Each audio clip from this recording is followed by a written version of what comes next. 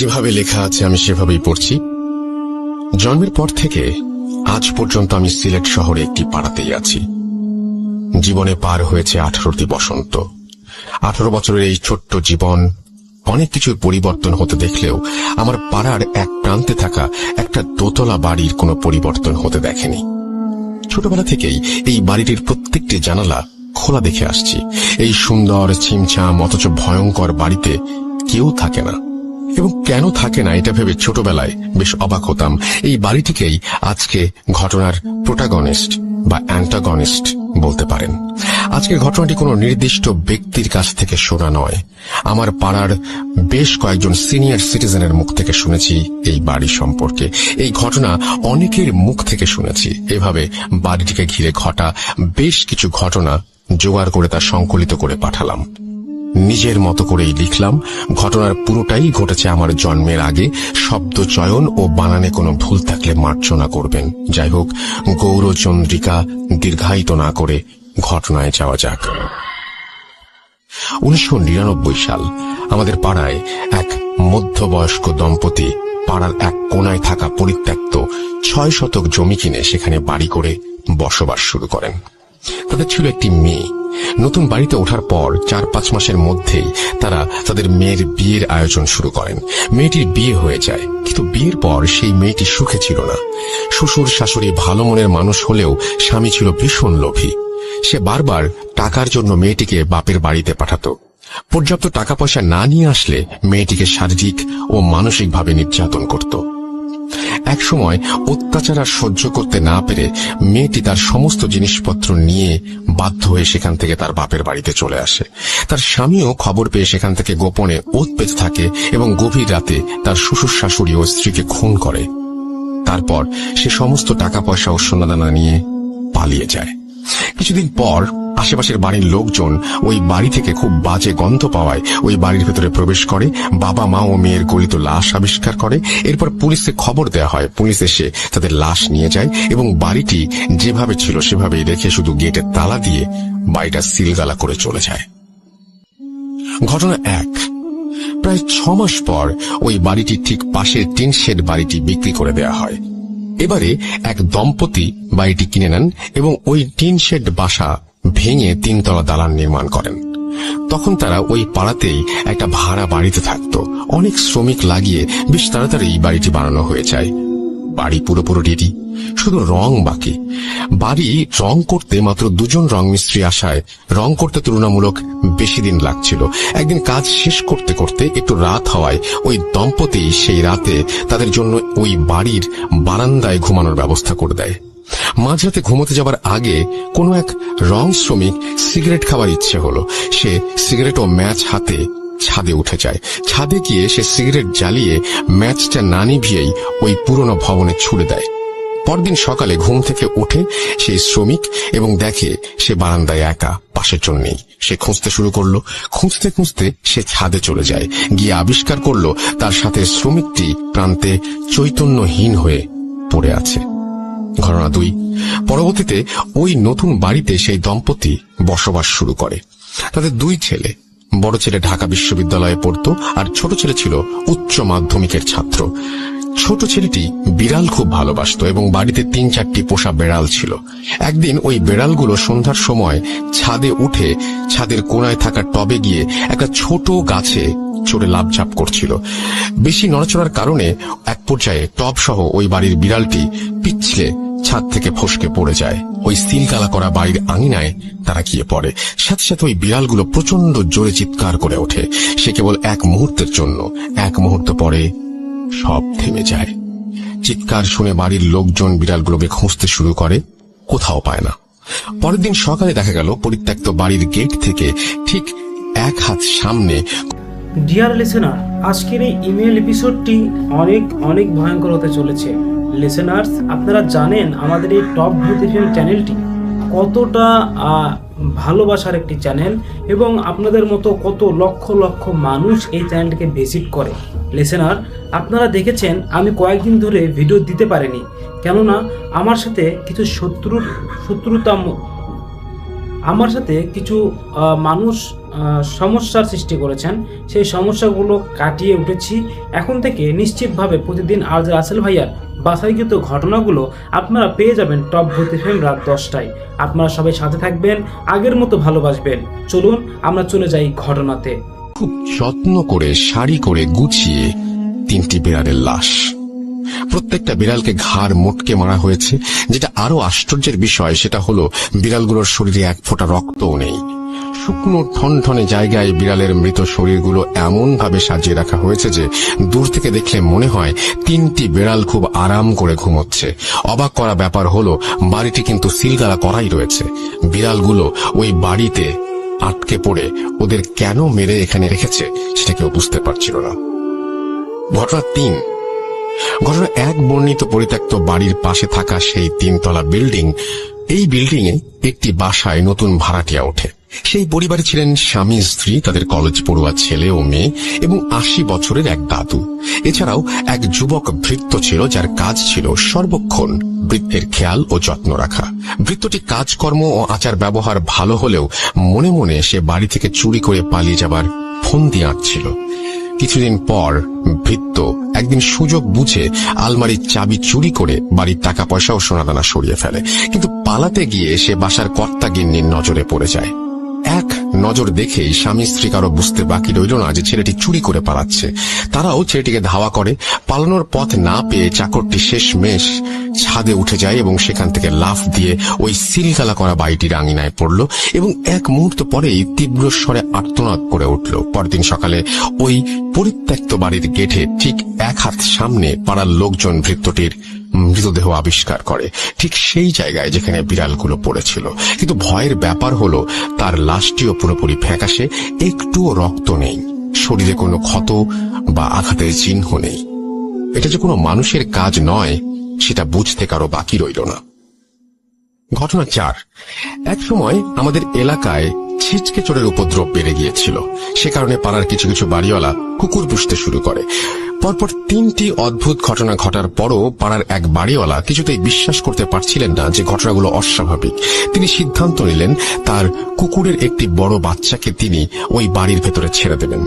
যেই ভাবা সেই কাজ। ওই বাড়ির পাঁচিল খুব বেশি উঁচু নয়, তাই কুকুরটিকে পাঁচিল টপকিয়ে বাড়ির ভেতরে পাঠিয়ে দিল এবং তাড়াতাড়ি উঠলেন তিনি তার বাড়ির ছাদে কি হচ্ছে তা দেখার জন্য। তিনি দেখলেন কুকুরটি কিছুক্ষণ বাড়ির উঠোনে ঘোরাঘুরি করলো। হঠাৎ করে কুকুরটি গলা ছেড়ে বিভৎস রকমের চিৎকার শুরু করলো। দেখে স্পষ্ট বোঝা যাচ্ছিল ভয়ানক কিছু একটা দেখলে কুকুর যেভাবে রিয়্যাক্ট করে সেটাই হচ্ছে। সেই বাড়িওয়ালা খুব ভয় পান, কারণ কুকুরটির সামনে তিনি কিছু দেখতে পাননি। তাহলে এমন কি দেখেছে কুকুরটি যে ভয় পাচ্ছে তা উনি ঠাহর করতে পারছিলেন না। কুকুরটি সর্বশক্তি দিয়ে দৌড়ে পাঁচিলের দিকে আসতে চাইল, কিন্তু পারল না। বাউন্ডারি ওয়াল পর্যন্ত পৌঁছানোর আগেই কুকুরটি মাটিতে শুয়ে পড়ে প্রচন্ড জোরে হাত পা ছোড়াছুড়ি করতে লাগলো। মুরগির গলা কেটে ফেললে যেভাবে ডানা চাপড়া থাকে এবং মারা যায়, ঠিক সেভাবে কুকুরটিও চিৎকার করছিল আর ছটফট করতে করতে নিস্তেজ হয়ে গেল। পরদিন ভোরবেলা ওই বাড়িওয়ালা মর্নিং ওয়াক করতে বের হন। হাঁটতে হাঁটতে তিনি দেখেন তিনি যখন ওই বাড়িটির সামনে দিয়ে হাঁটছিলেন তখন ওই বাসার নারিকেল গাছ থেকে ঝুপ করে কি যেন একটা তার গায়ের ওপরে পড়ল, যা দেখে তিনি দেখা মাত্রই চিৎকার করে উঠলেন তারস্বরে এবং সেন্সলেস হয়ে যান। তার গায়ের উপরে যা পড়েছিল সেটা হলো তার সেই কুকুরের ছিঁড়ে ফেলা মাথা। ঘটনা 5। আমাদের পাড়ার প্রায় অর্ধেক পরিবার মণিপুরী আর বাকি অর্ধেক বাঙালি। জাতিগত সত্তা আলাদা হলেও আমাদের মধ্যে সম্পর্ক অনেক ভালো। পাড়ার কিশোর বয়সের মণিপুরী ও বাঙালি ছেলেমেয়েরা মাঠে গোল হয়ে বসে আড্ডা দিচ্ছিল। তখন কে সাহসী আর কে ভীতু সেটা নিয়ে তর্ক বিতর্ক শুরু হয়। এক পর্যায়ে সাগর নামে এক মণিপুরী কিশোর দাবি করলো সে নাকি সব থেকে সাহসী। তখন সবাই তাকে প্রমাণ দিতে বলল। সাগর বলল সে নাকি ভুতুরে বাড়ির ভেতর ঢুকবে এবং সেখান থেকে বের হয়ে আসবে। সকলে তার এমন কথা শুনে আঁতকে উঠল। সবাই মিলে তাকে বারবার এই কাজ করতে নিষেধ করতে লাগলো। সবাই বলল যে অন্যভাবেও নিজের সাহসের প্রমাণ দেয়া যায়, কিন্তু সে জেদ করে রইল যে সে বাড়ির ভেতরে যাবেই। সবাই মিলে স্বীকার করে নিল সে সব থেকে সাহসী, কিন্তু সাগর গোঁ ধরে রইল ওই বাড়িতে সে যাবেই। কেউ কিছু বুঝে ওঠার আগেই সে উঠে দাঁড়িয়ে চিতাবাঘের মতো দৌড় দিল ওই বাড়িটির দিকে। এক মুহূর্ত লাগলো সবার বুঝতে ও কি করছে। বোঝা মাত্রই সকলে মিলে চিৎকার করতে করতে ওর পেছনে দৌড়ানো শুরু করলো। ততক্ষণে ও বাড়ির পাঁচিল পেরিয়ে ভেতরে চলে গেছে। সকলের সম্মিলিত কোলাহল শুনে পাড়ার বিভিন্ন বাড়িঘর থেকে মানুষজন বের হয়ে আসতে লাগলো। সকলে ওই ভুতুরে বাড়ি পর্যন্ত আসার আগেই সে লাফ দিয়ে ভেতরে ঢুকে পড়ল। প্রায় সাথে সাথেই আর্তনাদ করে সাগর হাঁচড়ে পাঁচড়ে আবার দেয়াল বেয়ে ওই বাড়ির ভেতর থেকে রাস্তায় আসার চেষ্টা করতে থাকে, কিন্তু বোঝা যাচ্ছিল দেয়ালের ওপাশ থেকে কোনো একটা কিছু তাকে আটকে ধরে রেখেছে। গলা ফাটিয়ে সে চিৎকার করে কাঁদতে লাগলো। এমন অবস্থায় সাগরকে দেখার পরপরই পাড়ার কয়েকজন মিলে সাগরের হাত ধরে টানাটানি করতে শুরু করলো। বেশ অনেকক্ষণ দুপাশ থেকে টানাটানির পর সাগরকে সবাই মিলে শেষমেশ বাড়ি থেকে বের করে নিতে সক্ষম হলো। সেদিন থেকেই সাগর মানসিক ভারসাম্যতা হারিয়ে ফেলে। আজও সাগর তা মানসিক ভারসাম্যহীন হয়েই পড়ে আছে। ঘটনা 6। 1 বছরের মধ্যে পরপর এভাবে বাড়িটিকে ঘিরে বিচ্ছিন্ন ঘটনা ঘটার ফলে পাড়ার সবাই নড়ে চড়ে বসেন এবং একটি সমাধানের আসার পরিকল্পনা করেন। রাঙামাটি থেকে একজন মহিলা অঘরী তান্ত্রিককে নিয়ে আসা হয়। তিনি এসে প্রথমে যা যা হয়েছে তার সবকিছু জেনে নিলেন। পরদিন পূর্ণিমা এবং সেই মাঝরাতে একটা মশাল জ্বালিয়ে বাড়ির চারিদিকে ঘুরতে থাকেন। অনেকবার ঘোরার পর তিনি সবাইকে ঘুমিয়ে পড়তে বলেন এবং পরদিন সকাল 8টায় পাড়ার বড় মাঠে সবাইকে ব্যাপারটি জানাবেন বলে জানান। পরদিন 8টা, সকলে অধীর আগ্রহ নিয়ে অপেক্ষা করছে কি হয় সেই রহস্য জানার জন্য। তান্ত্রিক এলেন। তিনি বললেন, তোমাদের পাড়ার ওই বাড়িটি থেকে এই সমস্যা দূর করা সম্ভব নয়, কারণ ওই বাড়িতে অর্ধ শতাধিক শক্তিশালী জিন মিলেমিশে বাস করে। এরা কখনো কারো ক্ষতি করবে না, কিন্তু যদি কোনো মানুষ বা প্রাণী ওদের শান্তি নষ্ট করে তাহলে ওরা সেই মানুষের ক্ষতি করবে, এমনকি মেরেও ফেলতে পারে। যেমন একদিন রাতে তোমাদের কারো বাসার একজন চাকর এখানে মারা গেছে। সে ছাদ থেকে লাফ দিয়ে বাড়িতে ঢোকার পর দৌড়াতে দৌড়াতে এখানে একটি বাচ্চা জিনকে পা দিয়ে পিষে ফেলে। সাথে সাথে সেখানকার জিনেরা মিলে তাকে জমের দুয়ারে পাঠিয়ে দেয়। তেমনি বিড়ালগুলোও সেখানে জিনকে আছড়ে দিয়েছিল বা কারো স্পর্শ লেগেছিল, সেই জন্য বিড়ালদের সাথেও এই দুর্গতি হয়।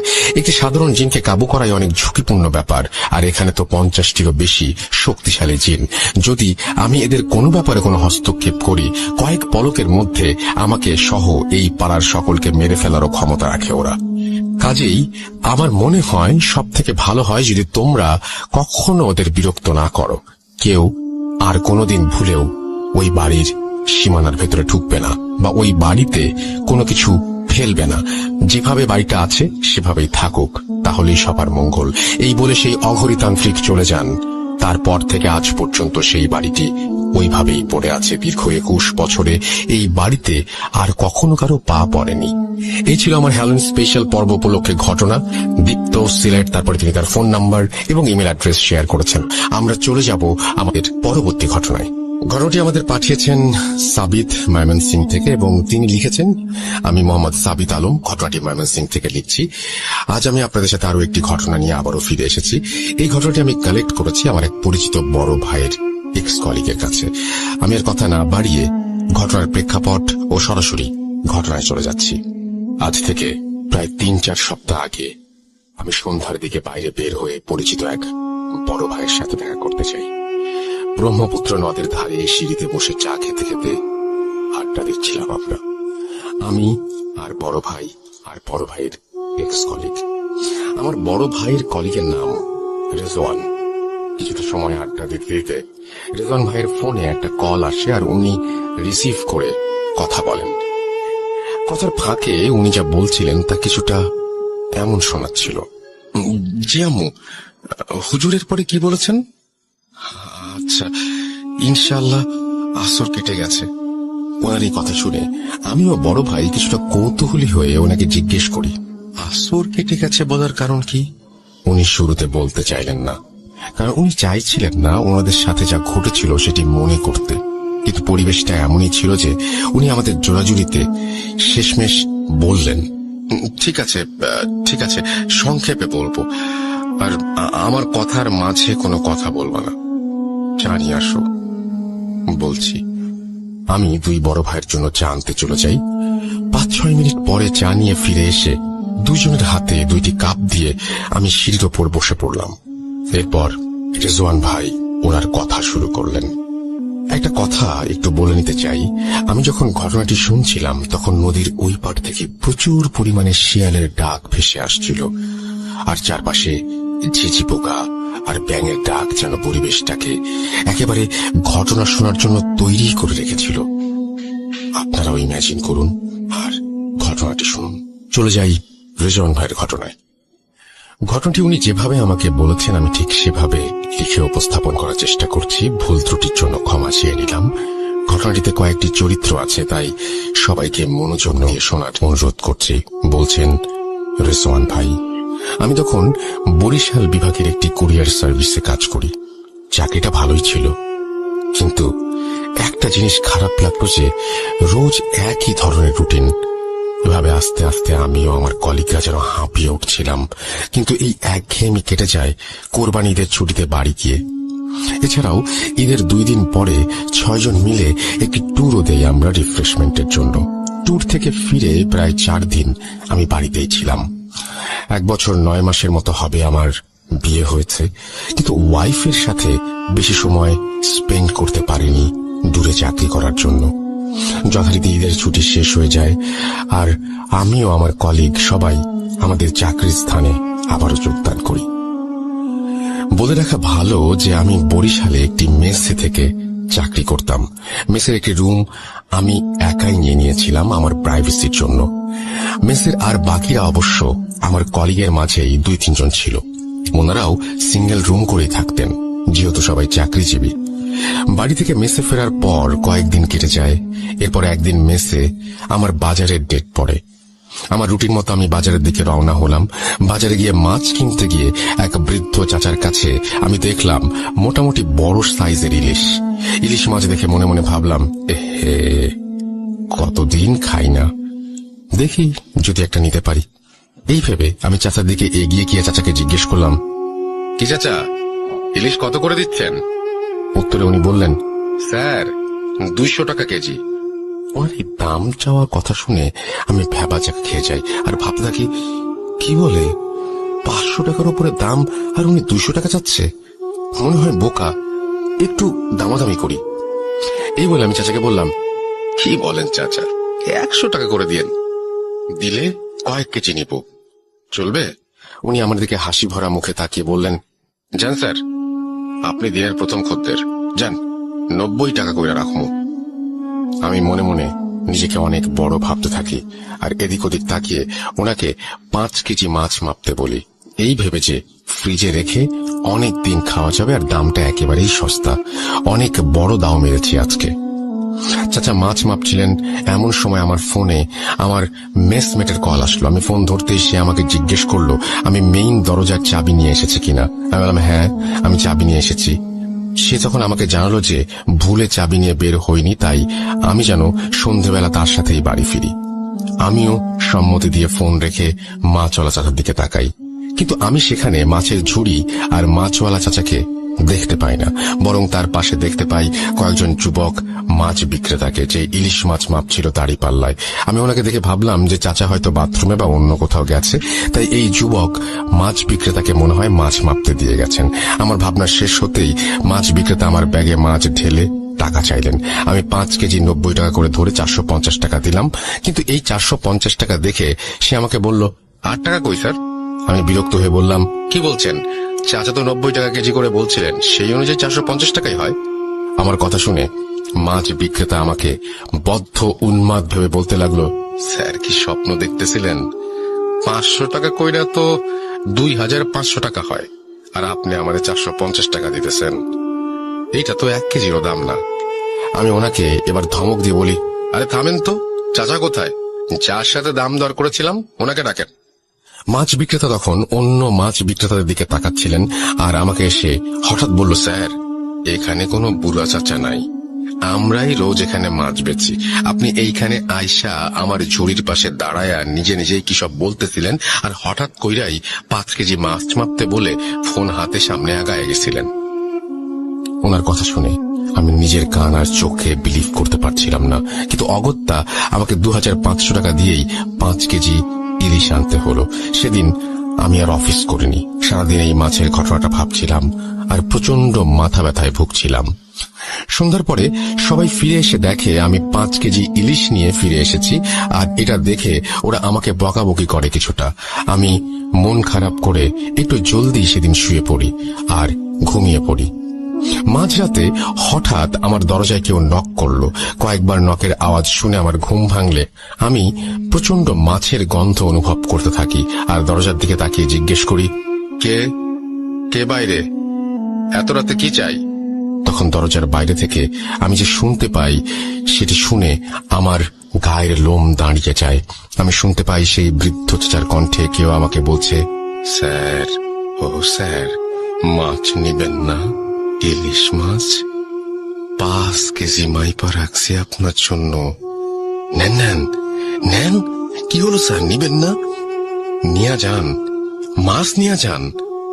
এই কথা শুনে আমি ভয়ে চিৎকার দিয়ে উঠলে আমার রুমে আবার নক হয়।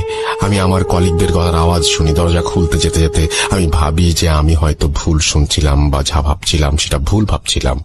এরপর দরজা খুলতেই ওনারা ভেতরে এসে আমাকে বলে, কি ব্যাপার রেজন ভাই, চিল্লাচ্ছেন কেন? আর আপনার রুমে এত বাজে মাছের গন্ধ কেন? ওনাদের এই কথা শুনে আমি আকাশ থেকে পড়ি। আরে, ওনারাও মাছের গন্ধ পাচ্ছেন? তাহলে সমস্যাটা কি হলো? আমি তো তাহলে ভুল শুনছি না মনে হয়। কি হচ্ছে এসব? এরপর আমার মেসমেটরা আমাকে পানি খাইয়ে শান্ত করেন আর আমার কথা শুনে বলেন যে সব আমার মনের ভুল। আর এরপর তারা আমার ঘর থেকে নিজ নিজ ঘরে চলে যান। আমিও বিষয়টাকে মনের ভুল ভেবে আবার ঘুমানোর চেষ্টা করি। যখন হালকা তন্দ্রাচ্ছন্ন হয়ে পড়ি, তখনই আমার রুমের চারপাশ থেকে ফিস ফিস প্রতিধ্বনি শুনতে পাই। মাছ, মাছ, ইলিশ মাছ।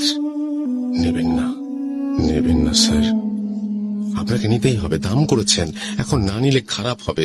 মাছ নেবেন না স্যার, ইলিশ মাছ। এমন ভাবে শব্দটা হচ্ছিল যেন মনে হচ্ছিল আমি কোনো হরর মুভির থিয়েটারে, আর চারপাশ থেকে হরিফিক সব সাউন্ড ভেসে আসছে। আমি আবার ঘুমিয়ে পড়ি। রুমের লাইট জ্বালিয়ে ঘড়ির দিকে তাকিয়ে দেখি 3:15 বাজে। ঘুম থেকে উঠে ঘড়ি দেখার সাথে সাথেই আমি আবার বিছানায় পড়ে যাই। আমার চারপাশ ব্ল্যাক আউট হয়ে যায় আর আমি দেখতে পাই যে আমার রুমে আমি বিছানায় বসে, আর আমার বারান্দার দরজার সামনে সেই মাছ বিক্রেতা দাঁড়িয়ে। সে আমাকে খুব কঠিন গলায় বলছে, স্যার, মাছ তো আপনাকে নিতেই হবে। যদি নেন আপনি বেঁচে যাবেন, আর না নিলে কেউ বাঁচবে না। আমি তাকে বললাম যে আমি মাছ নেব না। তখন সে আমাকে বলল, নিবি না? ঠিক আছে, এবার দেখ কি হয়, দেখে নিস তুই। এই কথা বলে সেই মাছ বিক্রেতা মনে হলো হাওয়ায় মিলিয়ে গেল। আর আমারও মাথায় কিছু ছিল না, আমি মনে হয় ঘুমিয়ে গিয়েছিলাম। আমি যখন ঘুম থেকে উঠি তখন দেখি আমার পাশে একজন মেসমেট বসে আছে, আর আমি চোখ খুলতেই সে আমাকে দেখে আলহামদুলিল্লাহ বলল। আমার বিছানার সামনের দেয়ালের অ্যানালগ ঘড়ি থাকায় আমি দেখলাম 5:50 বাজে, অর্থাৎ ভোর। কিন্তু আমার মেসমেট আমাকে যা বলল তাতে আমি নিজেকে আর ধরে রাখতে পারছিলাম না। আসলে সময়টা ছিল সন্ধ্যা 5:50, অর্থাৎ আমার জীবন থেকে 14টি ঘন্টা গায়েব হয়ে গেছে। আমার মেসমেটদের বক্তব্য ছিল যে আমি দুপুর অব্দি রুমের দরজা না খোলায় তারা বাড়িওয়ালার কাছ থেকে ডুপ্লিকেট চাবি এনে দরজা খুলে দেখে আমি মেঝেতে পড়ে আছি আর আমার হাতে মাছের আঁশ লেগে আছে। এরপর থেকে তারা আমাকে বিছানায় উঠিয়ে আমার হাত পরিষ্কার করে রান্নাঘরে খাবার রান্না করতে গেলে দেখে ফ্রিজ থেকে ইলিশ মাছ বের হয়ে মেঝেতে পড়ে আছে, আর একটা মাছের গায়ে কোনো আঁশ ছিল না। এই দেখে তারা কিছুটা অবাক হয়, আর আমার হাতে মাছের আঁশ দেখে রান্নাঘরে আঁশবিহীন মাছ, এসব তারা মিলানোর চেষ্টা করে কিন্তু মিলাতে পারেনি। এর মাঝে আমি কিছুটা মানসিকভাবে স্ট্রেসড হয়ে যেতে শুরু করি, কারণ হঠাৎ এই জিনিসগুলো আমার কাছে খুব আনইউজুয়াল লাগছিল। আর আগেও কখনো আমার সাথে এমন কিছু হয়নি। ভয়ও পাচ্ছিলাম, মানসিক আঘাতও পাচ্ছিলাম একই সাথে। এরপর সন্ধেবেলা আমার মোবাইল একটা ফোন আসে। ফোনটি ছিল আমার আম্মুর। ফোন ধরতেই আম্মু বলেন যে আমি খুব জলদি যেন বাড়ি ফিরে আসি। আমি কারণ জিজ্ঞেস করলে আমার আম্মু আমাকে কিছুই বলে না, ফোন কেটে দেয়। আমি বাড়ি যাবার জন্য বাসের টিকিট কাটতে যাই, কিন্তু সেদিন টিকিট না পেয়ে পরের দিন রাতে বাসের টিকিট কেটে নেই। অফিসের বসকে অনেক কষ্টে ছুটি দেওয়ার কথা রাজি করিয়ে বাড়ি ফিরে এলাম। বাড়ি ফিরে এসে যে সকল দৃশ্য দেখি তা কল্পনার বাইরে। আমার স্ত্রী মাইশা, সে অসুস্থ, তার চোখের নিচে কালি পড়ে গেছে, হাত পা শুকিয়ে গেছে। আমি আম্মুকে জিজ্ঞেস করলে আম্মু আমাকে যা বললেন তা ওনার ভাষাতেই বলছি। তুই বরিশাল চলে যাবার কিছুদিন পর রাতের বেলা আমরা সবাই ঘুমিয়েছিলাম অন্যান্য দিনের মতোই। শেষ রাতের দিকে খুব জোরে চিৎকারের আওয়াজ পাই আমরা। শুরুতেই বউয়ের ঘরে গিয়ে দেখি বউ নেই। এরপর সারা বাসা খুঁজে শেষমেশ ছাদে গিয়ে তাকে অজ্ঞান অবস্থায় পাওয়া যায়। তার মুখে পানি ছিটিয়ে হাত পা মালিশ করে তার জ্ঞান ফেরানো যায়। কিন্তু জ্ঞান ফিরতেই সে সবার আগে যে কথাগুলো বলে সেগুলো হলো, মাছ মাছ মাছ খাবো, ওকে বল আমার জন্য ইলিশ মাছ আনতে, ও আমাকে মাছ দিয়েছে, ও কেন নেয়নি মা, কেন? এসব বলে তোমার বউ বাচ্চাদের মতো কাঁদতে থাকে। তাকে শান্ত করে ঘরে নিয়ে ঘুম পাড়িয়ে দিই আমি। কিন্তু সকালে ঘুম থেকে উঠলে ওকে জিজ্ঞেস করি ও কেন রাতে ছাদে গিয়েছিল। কিন্তু মায়েশা একেবারে অবাক হয়ে বলে, কি বলছেন মা, আমি রাতে সেই যে বিছানায় ঘুমিয়েছিলাম, এই কেবলই উঠলাম। এই কথা শুনে আমি মায়েশাকে আর কিছু বলি না। এর পরের দিন সন্ধ্যা হতেই মায়েশা ছাদে চলে যায়। শুরুতে ভেবেছিলাম যে তোমার সাথে রোজ বিকাল সন্ধ্যায় ছাদে যাওয়ার অভ্যাস ছিল, কিন্তু তোমাকে মিস করে তাই হয়তো ছাদে যায়। কিন্তু সন্ধ্যায় ছাদে যাওয়া আমার পছন্দ ছিল না। ভেবেছিলাম 2-1 দিন পর ও নিজেই যাওয়া বন্ধ করে দেবে, কিন্তু না, ওর ছাদে যাওয়া, সময় কাটানো আরো বাড়তে লাগলো। ওর শারীরিক পরিবর্তন হচ্ছিল, ও শুকিয়ে যাচ্ছিল। সারা রাত দিন ঘুমালেও চোখে নিচে কালি পড়ছিল। গত পরশু সন্ধ্যায় মায়েশা ছাদে যাচ্ছিল, তখন আমি ওকে ছাদে যাওয়ার জন্য আটকালে মায়েশা আমাকে হাতের ইশারায় আমার কান ওর মুখের কাছে নিয়ে আসে। ও ফিসফিস করে বলতে লাগলো, না না না না না, এই ভুল করিস না বুড়ি, কবর দেখবি, যেতে দে না, দে না, আমি একবার ওকে দেখবো বুড়ি, যেতে দে আমায়। এই কথা বলে মায়েশা সেদিনের মতো আবার বাচ্চাদের মতো কাঁদতে লাগলো। এরপর সে ছাদে চলে যায়। রাতের বেলা ঘরে ফিরে মায়েশা তোমার বোনের ঘরে যায়। তোমার বোন তখন তার রুমে টেবিলে বসে পড়ছিল। মায়েশা তোমার বোনের চেয়ারের পেছনে দাঁড়িয়ে তোমার বোনের কাছে মুখ নিয়ে অত্যন্ত আস্তে আস্তে বলে, বুড়িটাকে মেরে ফেল, ও আমাকে ছাদে যেতে দিতে চায় না, বুড়িটার কবর খুঁড়ে রেখেছি, যা মেরে ফেল। এই কথা শুনে তোমার বোন মায়েশার দিকে তাকিয়ে চিৎকার দেয়। আর তার রুমে গিয়ে দেখি মায়েশা তোমার বোনের গলা টিপে দাঁড়িয়ে আছে আর চিৎকার করে বলছে, কেন কথা শুনিস না তোরা কেউ? বুড়িটাও শোনে না, তুইও না, 1, 2, 2টা কবর হয়ে গেছে, দেখবি দেখবি। এসব বলতে বলতে মায়েশা নিজেই অজ্ঞান হয়ে যায়। এরপর আমরা তাকে বিছানায় শুইয়ে দেই আর তোমার বোনকে জিজ্ঞেস করি কেন মায়েশা তার গলা টিপে ধরেছিল।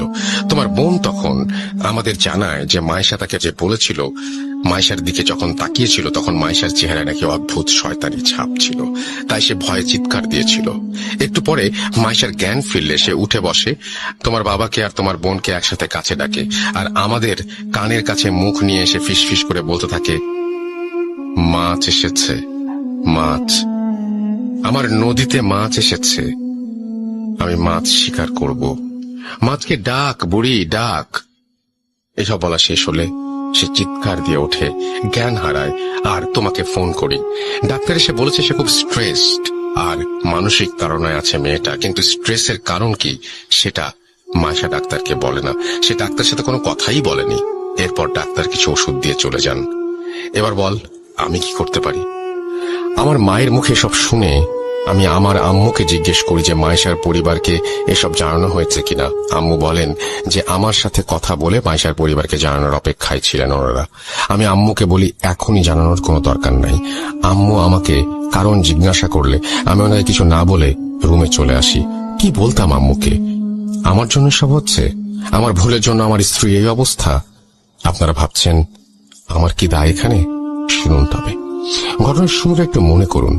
কোরবানি ঈদের পর দেয়া আমাদের ট্যুর, আমার কলিগ মেহেদি ভাইয়ের গ্রামের বাড়ি এলাকার কাছাকাছি ট্যুরে আমরা গিয়েছিলাম। সেই ট্যুরে গিয়ে মেহেদি ভাই আমাদের একদিন রাতের বেলা একটি স্পিরিট কলিং প্রসেসের কথা বললেন আর এও বললেন যে আমরা চাইলে ট্রাই করতে পারি। আমি সব বিলিভ করি না এবং বিলিভ না করার কারণে বলেছিলাম যার এসব ফালতু, স্পিরিট বলে আবার কিছু হয় নাকি, দেখেন আপনারা ট্রাই করে। সবাই রাজি হলে মেহেদি ভাই একটি পুরনো বই বের করে মেঝেতে একটি তারকা এঁকে তার চারপাশে 4 জনকে বসিয়ে দেন। একে অপরের হাত ধরেছিল তারা। আমরা 6 জন ছিলাম। আমার এক কলিগ খুব ভয় পাওয়ায় সে এক্সপেরিমেন্টে অংশ নেয়নি। এরপর মেহেদি ভাই মাটিতে বাটির শুকনো পাতা আর কি সব দিয়ে আগুন জেলে ধোয়া তৈরি করে স্পিরিট কল করলেন। 10 মিনিট, 15 মিনিট, 1 ঘন্টা পার হলেও কিছু হয় না, আর জিনিসটাকে ফেক ভেবে আমি আমার 2 হাত ছেড়ে উঠে পড়তেই মেহেদী ভাই আমাকে ধমক দিয়ে বলেন, রেজওয়ান, তুমি নিয়ম ভাঙবে না, নিয়ম ভাঙলে ক্ষতি হবে, বসে যা, আয়। ওনার এই কথা শুনে আমি তাচ্ছিল্যের হাসি দিয়ে রুম থেকে বেরিয়ে যাই এবং বারান্দায় বসে সিগারেট খেতে লাগলাম। এরপর আমাদের মাঝে কথাবার্তা তেমন হয়নি, আর আমরাও এই বিষয়টা ভুলেই গিয়েছিলাম। কিন্তু এবার আমার মাথায় আসলো এই ট্যুরের কিছুদিন আগে আমার সাথে মাছ নিয়ে এই ঘটনার কথা, আর আমার ওয়াইফের সাথে সেই মাছ নিয়ে ঘটনা। তাহলে অবশ্যই সেই এক্সপেরিমেন্টের কারণে কোনো খারাপ কিছু আমার পিছু নিয়েছে, যা আমার ওয়াইফের ক্ষতি করতে চাচ্ছে। আমি আমার মা বাবাকে এসব কি করে বলতাম, আপনারাই বলুন। এর পরের দিন আমি এলাকার মসজিদের ইমাম সাহেবের কাছে গিয়ে সব ঘটনা খুলে বলি। উনি আমাকে বকাচকা করেন আর বলেন যে এসব হারাম কাজ করে বিপদ ডেকে আনলে উনি সাহায্য করবেন না। এরপর উনি আমাকে আরেকজন হুজুরের একটি ঠিকানা দিয়ে সেখানে যেতে বলেন। আমি সেদিনই সেই হুজুরের কাছে যাই আর দেখা করে সব জানাই। উনি সন্ধ্যায় আমাকে নিয়ে আসন করবেন বলে জানান। মাগরিবের আজান হলো, আমি আর হুজুর একসাথে নামাজ পড়ে ওনার ঘরে গিয়ে আসনে বসলাম। হুজুর আমার 2 হাত ধরে দোয়া পড়ছিলেন আর ফু দিচ্ছিলেন। এক পর্যায়ে হঠাৎ আমার হাত ছেড়ে দিয়ে উনি বললেন, রিজওয়ান ভাই, আপনি যা ভাবছেন সেটা একেবারে 100% ভুল। সেদিন ওই এক্সপেরিমেন্টে কোনো জিন হাজির হয়নি, আর আপনার সাথে যা হয়েছে তা কিছুই ওই এক্সপেরিমেন্টের ফল না। হুজুরের মুখে সব শুনে আমি ওনাকে জিজ্ঞেস করি, তাহলে আসল সমস্যা কি? আমার কথা শুনে হুজুর বলেন, আমার বাসায় না গেলে উনি বুঝতে পারবেন না, আর আমার বাসায় যাবার আগে কিছু প্রস্তুতি আছে ওনার, যা ওনার করতে 3-4 দিন সময় চাই। এরপর ওনাকে সময় দিয়ে ওনার ফোন নাম্বার নিয়ে বাড়ি ফিরে আসি, আর আম্মু আব্বুকে বলি মাইশার ফ্যামিলির সাথে যোগাযোগ করতে। আমার আম্মু আব্বু মাইশার পরিবারের সাথে যোগাযোগ করতে সেখান থেকে উঠে আসে আরো এক চাঞ্চল্যকর তথ্য। কি সেই তথ্য? শুনুন মাইশার মায়ের ভাষায়। আপনাদের কাছে ক্ষমা চাচ্ছি, আমি আর মাইশার বাবা। আমাদের মেয়ের বয়স যখন 10 বছর ছিল তখন তার একটি মানসিক রোগ দেখা দেয়। সে নিজে নিজে কথা বলতো, লেখাপড়া করত না, আমাদের সবাইকে মারবে বলে চড়াও হয়ে যেত। অনেক হুজুর কবিরাজ তদবির করেছি আমার মেয়ের, কিন্তু সে ভালো হচ্ছিল না। অবশেষে একজন মনোরোগ বিশেষজ্ঞকে দেখানো হলে সে বলে এই রোগটা খুবই রেয়ার কেস, লাখ মানুষের মাঝে একজনের হয়। নিজেকে ভুলে গিয়ে অন্যের মতো আচরণ করা, ভায়োলেন্স, আর এরপর সব ভুলে যাওয়া। এই রোগের চিকিৎসা মেডিটেশন আর নিয়মের মাঝে চললে ঠিক হয়ে যাবে বলে ডাক্তার আমাদের বলেন। 3-4 মাস আমার মেয়ের চিকিৎসা হয়, আস্তে আস্তে সে ভালো হয়। ডাক্তার আমাদের বললেন আমার মেয়ে খুব একা ফিল করে সবার মাঝে থেকেও। ওকে এই একাকিত্বের ফিলিংসটা আর যেন ছুতে না পারে। এমনিতে আর কোনো সমস্যা হবে না বলেন ডাক্তার। দেখতে দেখতে আমার মেয়েকে ডাক্তার সুস্থ করে তোলেন। কিন্তু দেখেন এবার কি হলো, জামাই বরিশাল চলে যাবার পর আমার মেয়েটা আবার একা হয়ে গিয়েছিল, আর সেজন্যই এই সমস্যা ফিরে এসেছে। এসব বলতে বলতে আমার শাশুড়ি কান্নায় ভেঙে পড়েন। ওনাকে আর কোনো কিছু না বলে, কোনো সান্ত্বনাও না দিয়ে রাগে আমি আমার আম্মুর হাত থেকে ফোন নিয়ে লাইন কেটে দেই। আমি আমার রুমে চলে আসি আর ভাবতে থাকি, এটা তাহলে মাইশার মানসিক সমস্যা, ভালো কোনো ডাক্তার দেখাবো, তাহলে কি ঠিক হয়ে যাবে? এরপর আমি সেই হুজুরকে কল করে আসতে মানা করে দেই, আর তাকে জানাই যে মাইশার সমস্যাটা মানসিক, আর ওর বাবা জানিয়েছেন যে মাইশার মানসিক সমস্যার হিস্ট্রি আছে। আমরা মাইশাকে ডাক্তার দেখাই, আর ডাক্তারের করা কিছু মেডিসিন আর মেডিটেশন মাইশা আস্তে আস্তে কিছুটা সুস্থ হতে থাকে। ডাক্তারের কাছে গিয়ে আমরা আরো একটি তথ্য পাই যে মাইশা কয়েক মাসের প্রেগন্যান্ট। আমার ডাক্তারের ভাষ্য মতে প্রেগন্যান্সির এই ধরনের সমস্যা হওয়া একেবারেই অ্যাবনর্মাল নয়। একদিকে সীমাহীন খুশি, আর একদিকে রিলিফ যে যা হচ্ছে বা হয়েছে তা বলতে গেলে নর্মাল বিষয়। আর সবাই মাইশার খেয়াল রাখতে শুরু করি। আমি রোজ সন্ধ্যায় মাইশাকে নিয়ে ছাদে গল্প করি, যত্ন নেই, নিয়ম করে খাওয়ানো, মেডিসিন দেয়া, সবকিছু খেয়াল রাখতাম আমরা সবাই। আস্তে আস্তে আমার যাবার সময় চলে এলো, আর আমি বরিশাল চলে এলাম। মেসে ফিরে 1 সপ্তাহ পার হয়ে গেল, কোনো সমস্যা নেই। হঠাৎ একদিন রাতের বেলা ঘুমের মাঝে আমি কানের কাছে আওয়াজ শুনছিলাম, যা, চলে যা, জীবন থেকে চলে যা। আমি এটা শুনে বিছানা থেকে লাফ দিয়ে উঠতেই আমার রুমের দরজায় নক করার আওয়াজ পাই, এবং সেই মাছ বিক্রেতার গলা শুনতে পাই, স্যার, মাছ নেবেন? ইলিশ মাছ মাত্র 90 টাকা, নিয়ে নেন। এ কথা শুনে আমি চিৎকার করে উঠি, তুই আর তোর মাছ জাহান্নামে যা, আমাকে বিরক্ত করিস না, চলে যা, আমাকে আমার মতো বাঁচতে দে। এরপর সে প্রত্যুত্তরে আমাকে বলে, ফিরিয়ে দিলেন স্যার আমার জীবিত মাছ, আপনার পথ ছায়া মরছে, এইবার আপনি কবর দেখেন। এই কথা বলে সে করুণ সুরে কাঁদতে লাগলো। ওনার এই কথা শেষ হতেই আমার হুঁশ ফিরে মোবাইলের রিংটোনে। বিছানা থেকে উঠে আমি দেখি যে ঘেমে একাকার হয়ে গেছি। আমি আল্লাহর কাছে শুকরিয়া আদায় করি যে এতক্ষণ যা হচ্ছিল তা বোধহয় স্বপ্ন ছিল। এই ভাবতে ভাবতে আমি মোবাইল হাতে নিয়ে দেখি আব্বুর ফোন তোতে আব্বু কান্না স্বরে আমাকে বলে, বাবা রেজওয়ান, যত তাড়াতাড়ি পারো চলে আসো, তোমার বাচ্চা আর নাই। এই কথা শুনে আমার হাত থেকে ফোন পড়ে যায়, আমার পায়ের নিচে মাটি সরে যায়। আমি এই মাত্র স্বপ্নে দেখলাম আমাকে কবর দেখানো হবে, আর আমার বাচ্চা এই দুনিয়াতে নেই। কিভাবে কি হলো জানার জন্য আমি বাড়ির উদ্দেশ্যে রওনা দিলাম। বাসে করে যাচ্ছিলাম, কিন্তু আমার কানের চারপাশে আওয়াজ আসছিল, স্যার মাছ, আমার মাছ নেন স্যার, আমার মাছ নাই, আজকে আপনার মাছ শিকার করলাম, মাছ মাছ মাছ মাছ। এই বলে বাতাসে মিশে যাচ্ছিল সেই আওয়াজ, আর হালকা করে শুনতে পাচ্ছিলাম, নিলেন না। এরপর আমি ঘুমিয়ে যাই বাসের জার্নিতে। বাস থামলে বাড়ি পৌঁছে আমি আমার বোনকে পাই বাড়িতে একা। এরপর আমি তাকে নিয়ে হাসপাতালের উদ্দেশ্যে রওনা হই। রাস্তায় আমার বোনের মুখে আমি সব ঘটনা শুনি। তার ভাষ্যমতে আমি ঘটনাগুলো বলছি। ভাইয়া, তুমি যেদিন চলে গেলে সেদিন রাতে আমি পানি খেতে উঠে ডাইনিং এ গিয়েছিলাম। গিয়ে দেখি মাইশা ভাবি ডাইনিং এর একটি চেয়ারে বসে আছে।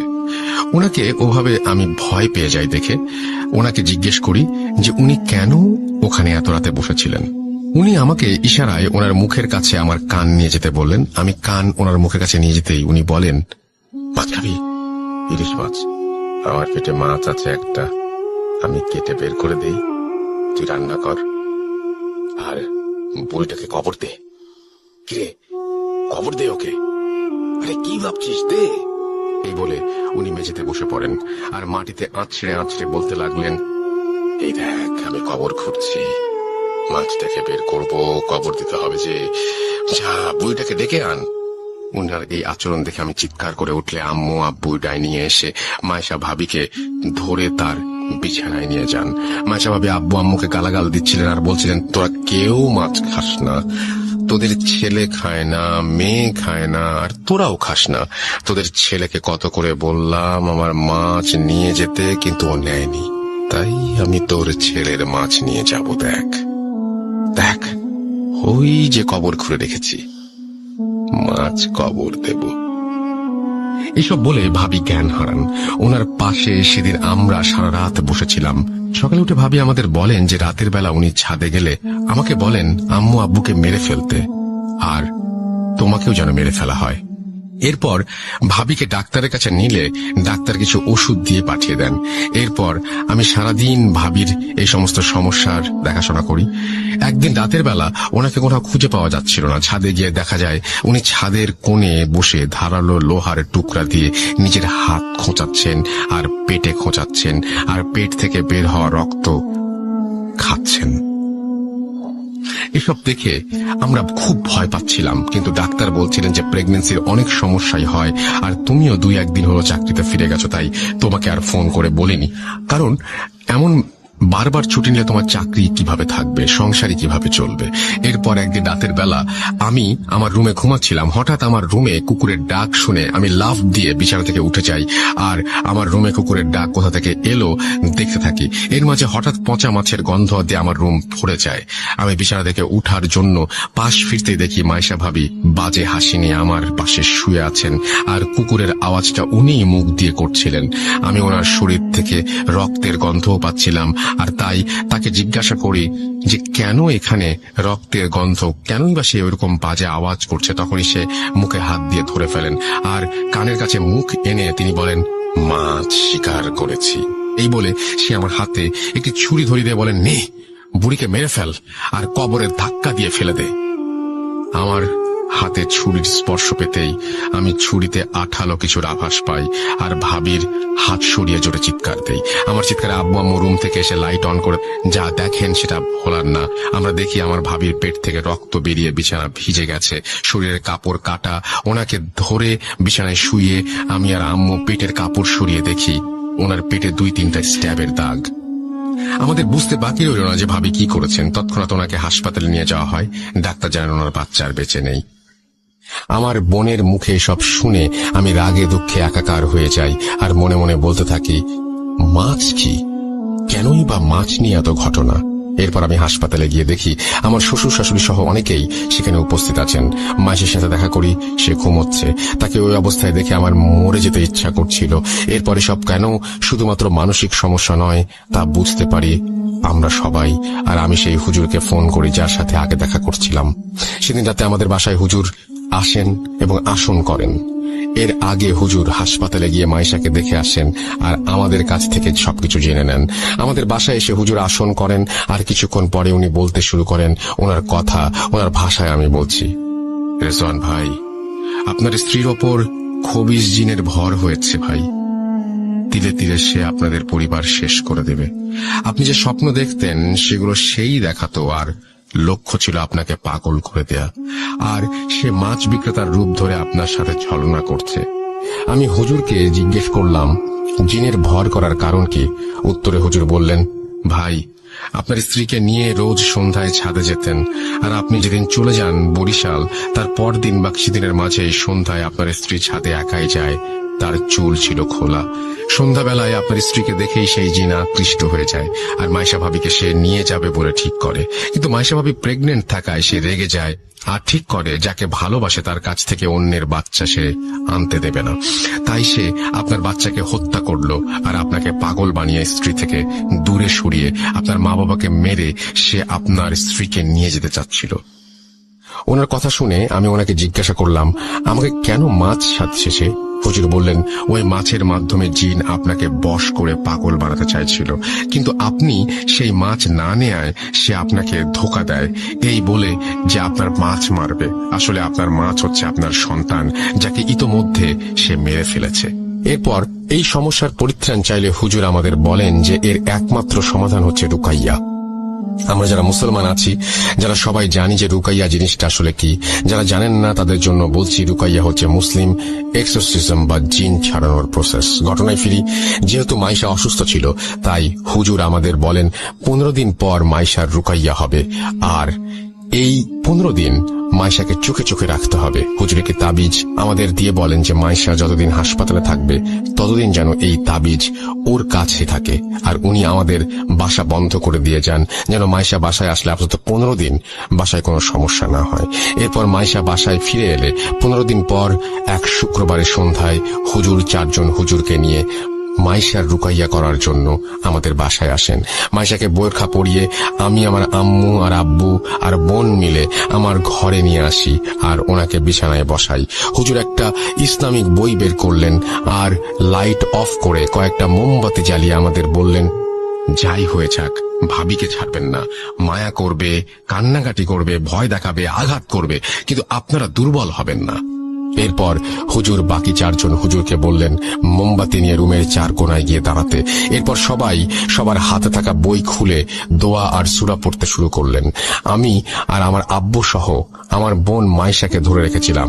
দোয়া পড়ার সাথে সাথে মাইশার শরীর ভিজে যাচ্ছিল ঘামে, আর মাইশা মুখ দিয়ে এমন শব্দ করছিল যেন সে নিঃশ্বাস নিতে পারছে না। দেখে মনে হচ্ছিল মাইশার খুব কষ্ট হচ্ছে। এরপর মাইশা ঘাড় ঘুরিয়ে আমার কানের কাছে বলতে লাগলো, স্যার, মাছ কিন্তু নিয়ে ফেলেছি, এবার বড় মাছ নিব। হুজুর কি করবে? ও তো নিজেই নিজের রক্ষা করতে পারবে না, ওই দেখ হুজুর কবরে। এই বলে সে আমার চেহারা বরাবর একটি ফু দিল। আমি বেহুশের মতো হয়ে গিয়েছিলাম আর দেখতে পেয়েছিলাম এক জঙ্গলে পড়ে আছি, আর আমার সামনে একটি কবর খোঁড়া, কবরে একটি লাশ যার মুখের দিকে কাফন খোলা। লাশটি ছিল সেই হুজুরের। এই দেখে আমি চিৎকার করে উঠি আর আমার মনে হতে লাগলো আমার উপর বৃষ্টি পড়ছে। হঠাৎ আমার হুঁশ ফিরে এলো। আমি দেখলাম হুজুর আমার হাত ধরে ঝাঁকি দিয়ে বলছেন, ভাই, বলেছিলাম না ধোঁকা দিবে, শক্ত হন। এরপর হুজুর আবার দোয়া পড়তে লাগলেন। আমি চোখ বন্ধ করে মাইশাকে ধরেছিলাম। কিছুক্ষণ পর আমার কানে সেই বৃদ্ধ মা চলার আওয়াজ শুনতে পাই, যাচ্ছি, আমি চলে যাচ্ছি, কিছু তোর সন্তানকে সাথে নিয়ে যাচ্ছি। ছেলের লাশ দেখ, চোখ খোল, আরে চোখ খোল, মাছ তো নিলি না, ছেলেকে বিলিয়ে দিলি, কেন মাছ নিলি না? আমি মাইশার মুখে এসব শুনে চোখ খুলিনি, আর মাইশা আস্তে আস্তে নিস্তেজ হয়ে গেল। রুমের চারপাশ থেকে উচ্চ স্বরে শুনতে পেলাম, আলহামদুলিল্লাহ, আল্লাহু আকবার। এরপর হুজুর আমাকে চোখ খুলতে বলেন। চোখ খুলতেই আমার আম্মুকে দেখলাম রুমের লাইট অন করতে, আর আমার বোন পানি এনে মাইশার মুখে ছিটিয়ে দিল। আমি আর আম্মু মাইশার হাত মালিশ করতে লাগলাম। একটু পর ওর জ্ঞান ফিরে এলো। ও বলল, রেজওয়ান, কি হলো আমার? আমার মনে হচ্ছে আমার ভেতর থেকে কেন জানি ভারী একটা বোঝা চলে গেছে। কি হয়েছে বলতো? মাইশার কথা শুনে হুজুর মুচকে এসে বললেন, সবই আল্লাহর ইচ্ছা। আপনি ভালো হয়ে গেছেন। আপনি নিশ্চয়ই জানেন আপনার সাথে কি হয়েছে। যাই হোক, আল্লাহর রহমতে আর কিছু হবে না ইনশাআল্লাহ। আপনাকে একটা তাবিজ দিচ্ছি, 7 দিন পর খুলে ফেলবেন, আর কখনোই সন্ধ্যার পর ছাদে যাবেন না। এই বলে তাবিজটা দিয়ে হুজুর চলে যান। রেজওয়ান ভাই এইটুকু বলে দীর্ঘশ্বাস ফেলেন। ঘটনাটি ঘটেছে কয়েক বছর আগে। আমি আজও ভুলতে পারিনি কিছুই। বাজারে গিয়ে এখনো মাছ কেনার সাহস হয় না আমার। আমার নিষ্পাপ বাচ্চাটা আর দুনিয়ায় নেই, সব ভেবে কেমন যেন লাগে। আমি একটা কথাই আমার বোনদের উদ্দেশ্যে বলতে চাই যে সন্ধ্যার পরে কেউ ছাদে যাবেন না খোলা চুলে, মাথায় কাপড় দিয়ে রাখবেন। গুরুজনের কিছু কথা আসলেই মেনে চলা উচিত। মনে রাখবেন, যা রটে তা কিছুটা বটে।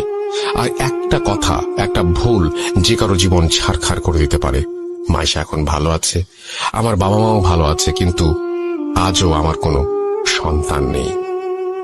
এই বলে রেজান ভাই ওনার ঘটনা শেষ করেন। এরপর নদীর পাড় থেকে উঠে আমার এক পরিচিত বড় ভাই আর রেজান ভাইয়ের কাছ থেকে বিদায় নিয়ে বাড়ির দিকে চলে আসি।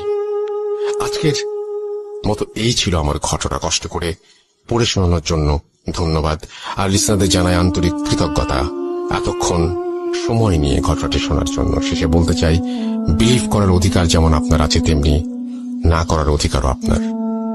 অনিচ্ছাকৃত ভুল ত্রুটির জন্য ক্ষমা করবেন। আজ বিদায় নিচ্ছি সাবিত ফ্রম ময়মনসিংহ।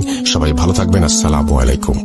আমরা এখন আমাদের একটা চমৎকার ঘটনায় যাব। আমাদের নতুন একজন অতিথি এসেছেন তার কাছে, তারপরে তো বাবু ভাই আছেন। সুতরাং আমি এটাই বলছি যে আপনাদের অপেক্ষা করতে হবে। আজকের এই ঘটনাটি চমৎকার একটি ঘটনা। আমরা চলে যাচ্ছি সেই ঘটনায়। যিনি ঘটনা বলবেন তিনি তার নাম, পরিচয়, কোথা থেকে এসেছেন, সো আমরা সরাসরি। আসসালামু আলাইকুম রাসেল ভাইয়া, আশা করি আপনি ভালো আছেন। আমি মাহমুদ শোয়েব, আমি বগুড়ার এয়ারপোর্ট এলাকা থেকে বলছি। আমি এই নিয়ে আপনার ওখানে প্রায় 23 বার গিয়েছি। অনেকেই আমাকে চেনেন এবং জানেন যে মাহমুদ শোয়েব RJ রাসেল ভূত.com-এ যায় এবং সে তার নিজের সাথে ঘটে যাওয়া ঘটনা বলে। ঠিক একইভাবে আজকে আমি নতুন একটি ঘটনা বলবো। এইটা আমাকে কেউ মেইল করেনি বা কেউ ফেসবুকেও পাঠায়নি। আমি এই ঘটনাটি বলবো একদম সরাসরি আমার পরিবার থেকে। আমার নিজের বড় ভাইয়ের সাথে ঘটনাটি ঘটে গিয়েছে। রাসেল ভাইয়া, আমি আজকের এই ঘটনাটি বলবো, আর এই ঘটনার যে অডিয়েন্সদের ভালো লাগবে না এমনটা হতেই পারে না। রাসেল ভাইয়া, আমি যতগুলো ঘটনা আপনার অডিয়েন্সদের কাছে বা আপনার স্টুডিও থেকে বলেছি, আমি আশা রাখি যে আমার ঘটনাগুলো অবশ্যই ভালো হয়, কারণ ঘটনাগুলো খুব বাছাইকৃত। তো রাসেল ভাইয়া, আমি আপনার ওখানে যাওয়া আসি করতেছি, এর মাঝে অনেকেই আমাকে ফেসবুকে, আমার MD শোয়েব ফেসবুক আইডিতে তারা নতুন নতুন অনেক ঘটনা দিয়ে একদম ভরে ফেলেছে। রাসেল ভাই, আপনি যদি অনুমতি দেন তাহলে আমি সেগুলো অন্য কোনো এক ঘটনায় বা অন্য কোনো দিন বলবো, শেয়ার করব, যদি আপনার পারমিশন পাই আর কি। আমি এখন সরাসরি আমার ঘটনায় যাব। রাসেল ভাইয়া, তখন 2018 সাল। আমি ময়মনসিংহে নতুন একটা হোস্টেলে উঠেছি। আমাদের হোস্টেলটি ছিল পুরনো জমিদার বাড়ির মতো, যার বয়স তখন প্রায় 93 বছর। শুরু থেকেই নানান অদ্ভুত কাহিনী শুনতে থাকি ওই হোস্টেল নিয়ে। আর হোস্টেল দর্শন রূপেই হোক কিংবা যে কারণেই হোক, সেই কাহিনীগুলো যথেষ্টই বাস্তবিক বলে আমার মনে হয়েছে। তারপরেও সেগুলো আমাকে তেমন ভীরু করেনি, অর্থাৎ আমাকে ভয় পাওয়াতে সাহায্য করেনি। হোস্টেলের ওয়াশরুম ছিল মূল রুমগুলোর থেকে বেশ খানিকটা দূরে, অর্থাৎ বারান্দার শেষ মাথায়। ভয়ের কারণে সাধারণত সন্ধ্যার পর কেউ সেখানে একা যায় না, একসাথে 2-3 জন বন্ধুরা যায়। কিন্তু আমার তেমন ভয় না লাগায় আমি সেই বাথরুমে একাই যেতাম। বেশ কিছুদিন পর এক রাতের বেলায় আমি ওই ওয়াশরুমে যাই। কেন যেন সেদিন হঠাৎ আমার চোখে চলে যায়, মানে ওই যে ইয়ে আছে না, যে ছাদের মতো ভেন্টিলেটর যেটাকে বলে ওইটা, সেখানে চোখ পড়তেই আমার সমস্ত শরীর একদম শিউরে ওঠে। ভেন্টিলেটরের বাইরে থাকা একটি গাছের ডালে এক নারী মূর্তির কালো অবয়ব কাঁধ পর্যন্ত নেমে এসেছে, তার ঝাঁকড়া চুলগুলো। আমরা সবাই মানে আমায় সবচেয়ে বেশি ভীতু করেছিল তার চোখ দুটো। আদৌ কি সেগুলো চোখ ছিল? ভাবলেশহীন দৃষ্টিতে চেয়ে আছে আমার চোখের দিকে।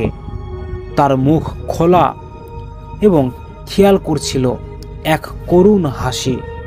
হুট করে এমন একটা অনাকাঙ্ক্ষিত ঘটনায় আমার বুক ধকভক করে ওঠে, একটা ধাক্কা লাগে। বহু কষ্টে নিজেকে সামলিয়ে রুমে ফিরে যাই আমি। বেশ ভয় পেলেও নিজের হ্যালুসিনেশন ভেবে নিয়ে ঘটনাটি সবার কাছ থেকে আমি চেপে যাই। তারপর আরও কিছুদিন কেটে যায় ভালোভাবেই, আর তেমন কিছুই আমার চোখে পড়েনি। একদিন আমি কেবল বাইরে থেকে হোস্টেলে এলাম, তার ঠিক পরেই দেখি আমার রুমমেট তিথি আপু কোথা থেকে যেন এসে হঠাৎ রুমে ঢুকে জ্ঞান হারিয়ে ফেলেছে এবং সাথে সাথে সে মাটিতে লুটে পড়ে যায়। আমি যখন তাকে জিজ্ঞেস করলাম কি হলো, তখন জ্ঞান ফিরে সে বলল, মানে তার চোখ মুখ দেখেই বোঝা যাচ্ছিল যে সে ভয়ে অস্থির। মানে সবাই কি হয়েছে জানতে চাইলো। সে আমাদেরকে এভাবে বলল যে আমি যখন বাইরে দিয়ে আমাদের ছাত্রী হোস্টেলে যাচ্ছিলাম, তো হঠাৎ করে আমি রাস্তার যে মোটা বটগাছটা আছে, এই বটগাছের ডালের উপরে একটা অবয়ব দেখতে পাই, একদম নারী অবয়ব, হুবহু আমার মতো। আমি বিষয়টি যখন আমার মতো হইল, তখন আমি ভালোভাবে পর্যবেক্ষণ করতে গেলাম। তখন দেখি ওই মেয়েটির চুল একদম কাঁধ পর্যন্ত নামানো এবং চুলগুলো কোকড়া ছিল। তো তারপরে মেয়েটি আরও বিবরণ দিল যে তার চোখ দুটো ছিল একদম ফাঁকা গর্তের মতো। তার চোখের ভিতরে লাল কালো যে মণিটা থাকে এটা নেই, এটা পুরো সাদা, এবং তার ভিতরে কেউ যেন আঁচড় দিয়ে দাগ কেটেছে। তার দুই চোখটাই এইরকম ছিল। আসলে ভাইয়া, তারপরে আমি ওই ঘটনাটি দেখার পরে আমার কোনো জ্ঞান ছিল না, আমি কোন দিকে ভয়ে দৌড় দিব নিজের প্রাণ বাঁচানোর জন্য। আমি বুঝতে পারিনি কোনটা ছাত্রীদের হোস্টেল আর কোনটা ছাত্রদের হোস্টেল। আমি ভুল করে এই রুমে এসে পড়ে গিয়েছি। আসলে ভাই, আমার কোনো ওই সময়ের সেন্স ছিল না। এত ঘুটঘুটে অবয়ব আমি আমার জীবনে আর কখনো দেখিনি। এটা আমার জীবনের প্রথম একটি ভয়ঙ্কর ঘটনা। আসলে ভাইয়া, এই ঘটনাটির পর আমি আমি হোস্টেল থেকে ছুটি নিয়ে বাসায় যাওয়ার পরে দীর্ঘ 3 দিন ভালো ছিলাম। তারপরেই আমার সাথে ঘটে যায় অদ্ভুত রকমের একটি ভয়ঙ্কর ঘটনা। রাসেল ভাইয়া, আমি সবচেয়ে বড় ভুল করেছিলাম সেই দিন, যেদিন আমি ওই ছাত্রদের হোস্টেলে গিয়ে ওই মেয়ের বিবরণটা বলে দিয়েছি। তারপর থেকে সেই মেয়েটি আমার পিছু ছাড়েনি। রাসেল ভাইয়া, তারপর আমি এই বিষয়গুলো বোঝার পর আমি আমার বাবার সাথে বিষয়টি শেয়ার করার পরে আমার বাবার থেকে আমি কিছু বুদ্ধি আর পরামর্শ নিলাম, এবং তিনি আমাকে পরামর্শ দিলেন যে তুমি যেহেতু এরকম একটি কাজ করে ফেলেছ, তাহলে তুমি একটি ভালো কবিরাজি অথবা কোনো হুজুরকে দেখাও, ডেকে নিয়ে এসে তাদের থেকে পরামর্শ নাও। তারপর তার মা এবং সেই মেয়ে সহ একটি হুজুর খুঁজতে গেল এবং যে পেয়েও গেল। তারপরে ওই মেয়েটির চোখের দিকে হুজুর তাকাতেই বলে, এই অভিশাপকে কেন নিয়ে এসেছেন আমার রুমে? এরকম যখন বলে, মেয়েটির মা পুরোপুরি অবাক হয়ে যায়। কেনই বা যাবে না? তার নিজের জন্ম দেওয়া মেয়েকে যদি আর একজন অভিশাপ বলে, তাহলে তো তার মাইন্ডে লাগবেই, এটাই স্বাভাবিক।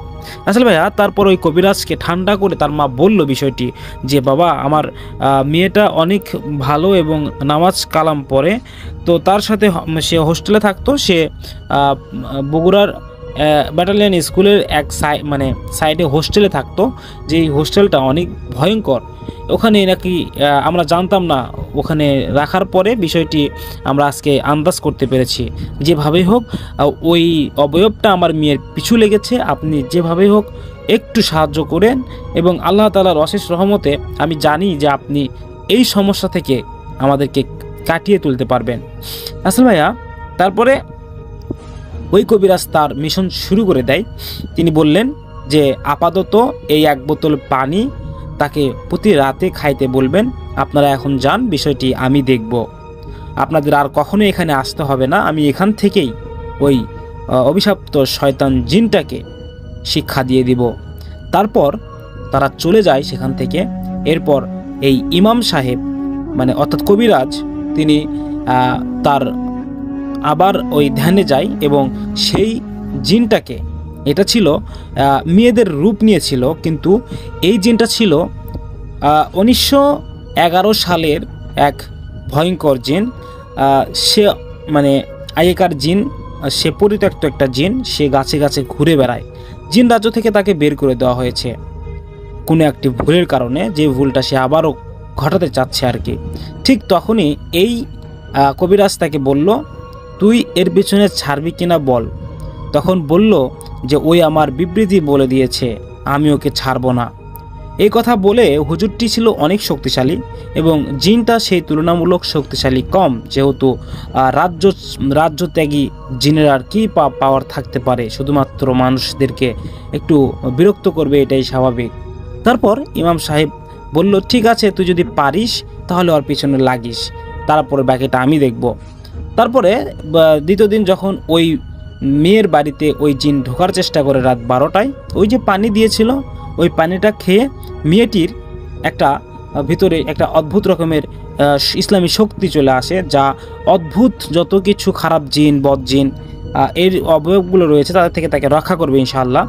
এই পানি পরে দেওয়া পানিটা প্রতি রাতে খাই আর 3-4 দিন ধরে ওই জিনটা, খারাপ জিনটা তাকে স্পর্শ বা তার কাছে যেতে পারে না। আসলে ভাইয়া এরপরে ওই ইমাম সাহেবের কাছে ওই মেয়েটির মা আবার গেল যে, বাবা আমার মেয়েকে রেখে আসছি, একটু আপনি আমাদেরকে যদি বলতেন এর পরবর্তী পদক্ষেপ কি। আলহামদুলিল্লাহ আমার মেয়ে তো ভালো আছে। তখন বলল, আপনি আর 4 দিন অপেক্ষা করেন, 1 সপ্তাহ যদি ওই মেয়ের কাছে ওই জিনটা না যেতে পারে তাহলে ওই জিন আপনি চলে যাবে। যেই কথা সেই কাজ। ঠিক আছে বলে চলে গেল। 4 দিন পর আবার ইমাম সাহেব নিজেই তাদের বাসায় গেল। যাওয়ার পরে শোনে যে মেয়ে সুস্থ আছে আলহামদুলিল্লাহ, এবং ওই জিনটা চলে গিয়েছে তাকে ছেড়ে। তারপর থেকে এখন পর্যন্ত কোনো সমস্যা হয়নি রাসেল ভাইয়া। এই ছিল ঘটনা, আজকে আমার ছোট্ট ঘটনা। যদি ভালো লাগে শেয়ার করবেন। আমরা আপনার কণ্ঠে আর একটি ইমেল শুনতে চাই রাসেল ভাইয়া। আমি প্রথম যে ঘটনাটা পড়ব সেই ঘটনাটি আমাদের একজন লিসেনার পাঠিয়েছেন। আমি তার মতো করেই পড়ার চেষ্টা করব। তিনি যেভাবে লিখেছেন সেভাবে পড়ছি। আমার পরিচয় দিলে সমস্যা নেই। আমি তুষার মাহমুদ, রাজশাহী জেলার পুঠিয়া থানার তাড়াশ নামক গ্রাম থেকে ঘটনাটি লিখছি। ভালো লাগলে পড়ে শোনাবেন। যেহেতু ঘটনাটি একটি বাগানকে কেন্দ্র করে, তাই ঘটনাটির প্রমাণস্বরূপ সেই বাগানের কিছু ছবি ইমেইল করে পাঠিয়ে দিলাম। জানি না ঘটনাটি তেমন ভৌতিক কিনা, তবে আমি যে কালো সময়টা পার করেছি তা কখনো আমি এবং আমার পরিবার ভুলতে পারবে না। ঘটনাটি শুরু হয় 2013 সালের মে মাসের দিকে। আমি তখন সবে মাত্র ক্লাস 7-এ পড়ি। দিনটি ছিল বুধবার। কেন জানি সেই দিনটিতে সারাদিনই মেঘাচ্ছন্ন ছিল। সকাল থেকে মেঘ থাকা সত্ত্বেও কোনো বৃষ্টি হচ্ছিল না, কিন্তু হালকা বাতাস হচ্ছিল, আর আমার মনটা সবসময় বিচলিত হচ্ছিল। সকাল থেকে দুপুর পর্যন্ত তেমন কোনো সমস্যা হলো না। তো মানসিক অসুস্থতা ভেবে দুপুরের খাওয়া দাওয়া সেরে একটা ঘুম দিলাম। ঘুম থেকে জাগার 1.5 ঘন্টা 2 ঘন্টা পরে হঠাৎ দেখি আকাশে মেঘ গুড়গুড় করে প্রচন্ড ঝড়ের আকার ধারণ করছে। বলে রাখা ভালো, সময়টা ছিল আমের সিজন, তাই গ্রামের মানুষেরা ঝড়ের মধ্যে আম কুড়াতে বেশ পটু। মূল ঘটনা এখান থেকে শুরু। আমি 7-5 না ভেবে বস্তা খুঁজে তড়িঘড়ি করে যেতে থাকলাম বাগানে আম কুড়ানোর উদ্দেশ্যে। পেছন থেকে আমার মা যেতে নিষেধ করলেন। তা সত্ত্বেও মায়ের কথা কান না দিয়ে বাগানে মিনিট 3-4 মধ্যে পৌঁছে গেলাম। প্রথমে আমার বাপ দাদার ভিটে, যার নাম ছিল তুতের জমি। অনেক মানুষ থাকার ফলে ওখানে 5 মিনিট বিভিন্ন আম গাছের নিচে দৌড়াদৌড়ি করার পরেও একটা আমও সংগ্রহ করতে পারলাম না।